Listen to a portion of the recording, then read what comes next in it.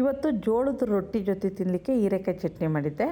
ಒಂದು ಬಾಣಲಿಗೆ ಸ್ವಲ್ಪ ಎಣ್ಣೆ ಹಾಕಿ ಖಾರಕ್ಕೆ ಬೇಕಾಗಿರೋವಷ್ಟು ಹಸಿರು ಮೆಣಸಿನ್ಕಾಯಿ, 10 ಎಸಳು ಬೆಳ್ಳುಳ್ಳಿ, ಸ್ವಲ್ಪ ಕರಿಬೇವಿನ ಸೊಪ್ಪು ಹಾಕಿ ಸಣ್ಣೂರಿನಲ್ಲಿ ಹುರಿಬೇಕು.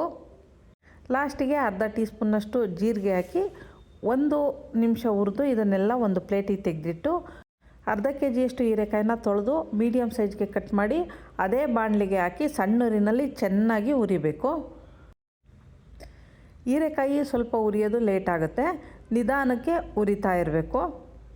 ಇದಕ್ಕೆ 1 ಗೆಡ್ಡೆಯಷ್ಟು ಈರುಳ್ಳಿನ ಕಟ್ ಮಾಡಿ ಹಾಕಿದ್ದೀನಿ. ಈರುಳ್ಳಿ ಮತ್ತು ಹೀರೆಕಾಯಿ ಎರಡನ್ನೂ ಮೀಡಿಯಮ್ಮು ಅಥವಾ ಸಣ್ಣೂರಿನಲ್ಲಿ ಹುರಿದ್ರೆ ಒಳ್ಳೆಯದು. ಹೀರೆಕಾಯಿನ ಚೆನ್ನಾಗಿ ಹುರಿದು ಇನ್ನೇನು ಇಳಿಸ್ತೀವಿ ಅನ್ಬೇಕಾದ್ರೆ ಸ್ವಲ್ಪ ಉಪ್ಪು ಹಾಕಿ 1 ನಿಮಿಷ ಹುರಿದುಬಿಟ್ಟು ಆಮೇಲೆ ಇದನ್ನೆಲ್ಲ ಒಂದು ಪ್ಲೇಟಿಗೆ ತೆಗೆದಿಟ್ಟು ತಣ್ಣಗಾಗಲಿಕ್ಕೆ ಬಿಡಬೇಕು. ಈಗ ಹುರಿದಿಟ್ಟಿರೋ ಅಷ್ಟು ಮಿಶ್ರಣನೂ ಮಿಕ್ಸಿಗೆ ಹಾಕ್ತಾಯಿದ್ದೀನಿ.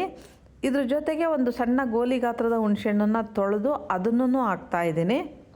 1 ಹಿಡಿಯಷ್ಟು ಫ್ರೆಶ್ ಆಗಿರೋ ಕೊತ್ತಂಬರಿ ಸೊಪ್ಪು. ಹೀರೆಕಾಯಿ ಸ್ವಲ್ಪ ಸ್ವೀಟಿಶ್ ಇರೋದ್ರಿಂದ ಖಾರಕ್ಕೆ ಅಗತ್ಯವಾಗಿ ಬೇಕಾಗಿರೋವಷ್ಟು ಮೆಣಸಿನ್ಕಾಯಿ ಹಾಕ್ಕೊಂಡ್ರೆ ಚೆನ್ನಾಗಿರುತ್ತೆ. ಈಗ ಇಷ್ಟು ಮಿಶ್ರಣನ ನೀರು ಹಾಕ್ದಂಗೆ ತರಿಯಾಗಿ ರುಬ್ಬಿ ಅದನ್ನೊಂದು ಬೌಲಿಗೆ ಹಾಕಿದ್ದೀನಿ. ಒಂದು ಬಾಣಲಿನಲ್ಲಿ ಎಣ್ಣೆ ಹಾಕಿ ಕಾಯಿಸಿ ಸಾಸಿವೆ, ಜೀರಿಗೆ, ಕರಿಬೇವಿನ ಸೊಪ್ಪು, 1 ಗೆಡ್ಡೆಯಷ್ಟು ಈರುಳ್ಳಿ ಹಾಕಿ ಇದು ಸ್ವಲ್ಪ ಫ್ರೈ ಆದಮೇಲೆ ಮಾಡಿಟ್ಟಿರೋ ಚಟ್ನಿಗೆ ಹಾಕಿ ಚೆನ್ನಾಗಿ ಮಿಕ್ಸ್ ಮಾಡಿ ರೊಟ್ಟಿ ಜೊತೆ ತುಪ್ಪ ಹಾಕ್ಕೊಂಡು ತಿನ್ನೋಕ್ಕೆ ತುಂಬ ಚೆನ್ನಾಗಿರುತ್ತೆ. ಮಾಡಿ ನೋಡಿ. ನಮಸ್ತೆ.